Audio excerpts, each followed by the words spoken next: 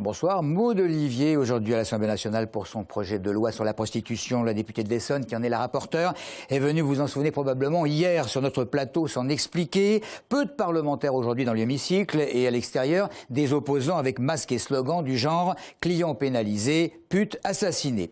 Thierry Mandon, son homologue socialiste et porte-parole du PS, estimait auparavant très probable qu'il n'y ait pas l'unanimité parce qu'il y a des questions de conscience, de culture personnelle, de sensibilité personnelle qui empêche tel ou tel de voter les textes. Fin de citation. En tout cas, selon un sondage réalisé mardi et mercredi, donc avant-hier, par CSA pour BFM Télé, auprès de 951 personnes, 68% des Français seraient opposés à une condamnation judiciaire des clients des prostituées contre 32% d'avis favorables. Le ministre de l'économie sociale et solidaire, Benoît Hamon, au Génocentre d'Évry pour remettre un prix de l'innovation sociale à l'initiative du Conseil général de l'Essonne. Les innovations récompensées devraient apporter un certain nombre de réponses concrètes à des problématiques sociales ou environnementales dans le département. Maxime Lemaine. Alors c'est le projet Trotte ta garde. C'est le projet Via Sapiens. Et le projet Atelier Moineau 91. 3 idées essonniennes récompensées aujourd'hui par le prix de l'innovation sociale. Garde d'enfants, tourisme responsable et recyclage de pain. Et oui, fini le gaspillage, désormais on transforme nos vieux croûtons en nourriture pour animaux. Ce pain, d'où est-ce qu'il viendra ? Des boulangeries, de la grande distribution, mais aussi des collectivités dans les cantines et autres restaurants. Donc au lieu qu'il soit jeté et perdu et incinéré, eh bien on pourra le travailler et lui donner une nouvelle vie. Selon Benoît Hamon, ministre délégué à l'économie sociale et solidaire, ce genre d'initiative novatrice se multiplie ces derniers temps en France. C'est plutôt bon signe parce que ça montre qu'on est créatif dès lors et innovant dès lors qu'il s'agit de répondre à des besoins réels des Français, mais dont on voit que ni le secteur privé classique n'y répond, ni le secteur public n'a les moyens de le faire. Et souvent au milieu, il y a ce fameux tiers secteur, ces acteurs associatifs, coopératifs qui sont très innovants et qu'il faut aider. Pour Jérôme Guedj, président du Conseil général, l'Essonne est un territoire d'innovation scientifique important, mais également social, qu'il faut encourager. Il faut, pour donner le coup de pouce supplémentaire, permettre à tous les porteurs de projets d'avoir cette perspective. On avait une 40aine de candidats, on a 3 lauréats aujourd'hui, mais ça veut dire que ça se développe. Et puis surtout, il ne faut pas oublier, derrière tout ça, il y a des emplois qui se créent très concrètement. Au total, ce sont 25 000 € que le Conseil général a distribué aux 3 lauréats. Un concours identique devrait être organisé l'an prochain. Alors, avis au Géotrouve-Tout de l'innovation sociale. Le chômage en Essonne, 52 640 personnes y sont confrontées, 10,3% de sans-emploi de plus fin octobre par rapport à l'an dernier. Les femmes et les hommes de plus de 50 ans sont les plus touchés. Non aux discriminations, dit le département. Dominique Baudis s'est rendu ce matin au Conseil général pour signer une convention de partenariat. Convention destinée à dénoncer les discriminations. Le défenseur des droits dispose de prérogatives particulières en matière de lutte contre les discriminations, puisque ses services sont chargés de défendre les droits des citoyens face aux administrations. Le Conseil général est engagé depuis 2011 avec un plan de lutte contre les discriminations. Il existe cette institution nationale que préside Dominique Baudis, qui est le défenseur des droits.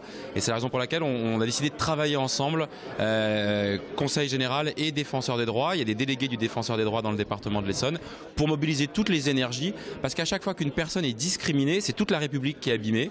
Et moi, je ne peux pas concevoir l'action politique sans combat résolu en faveur de l'égalité. Jérôme Guedj sur tous les fronts en ce moment. Images et propos recueillis par Lucie Mizy.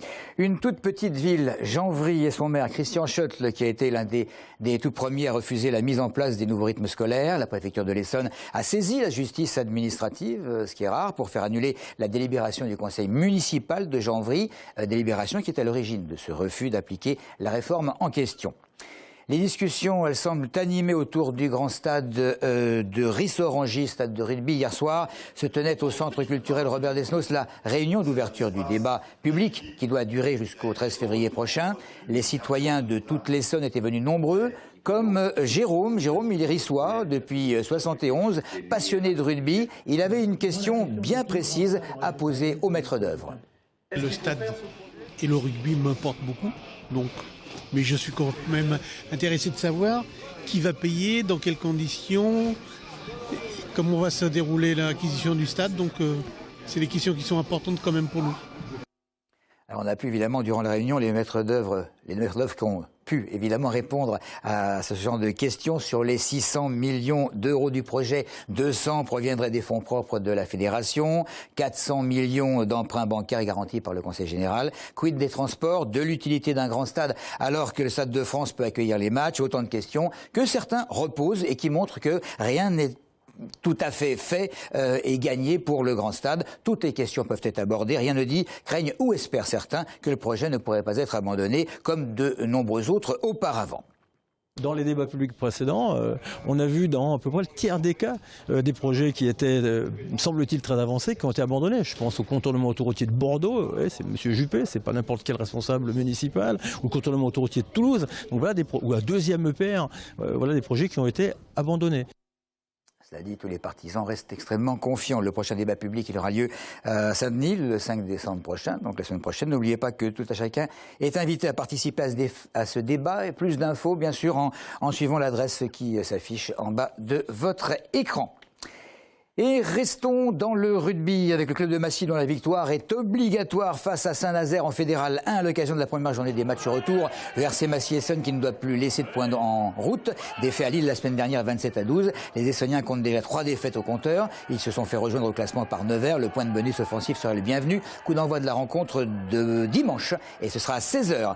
On passe au basket avec le club de l'Alerte Juvisy, avant-dernier de National 2, qui vit un début de saison très difficile avec seulement 2 victoires en 10 matchs. Les Juvisiens doivent reprendre confiance pour se sauver de la relégation. En National 3, les Essonniens recevront l'équipe de Lorient demain pour lancer cette mission sauvetage. Le début du match à 19h. Et puis en foot, 2 semaines avant la réception de Lyon en Division 1 féminine, le FCF Juvisy va se rendre dimanche à Hénin-Beaumont pour remporter une 8e victoire de la saison. Voilà, c'est tout pour l'info. Merci bien entendu de votre fidélité.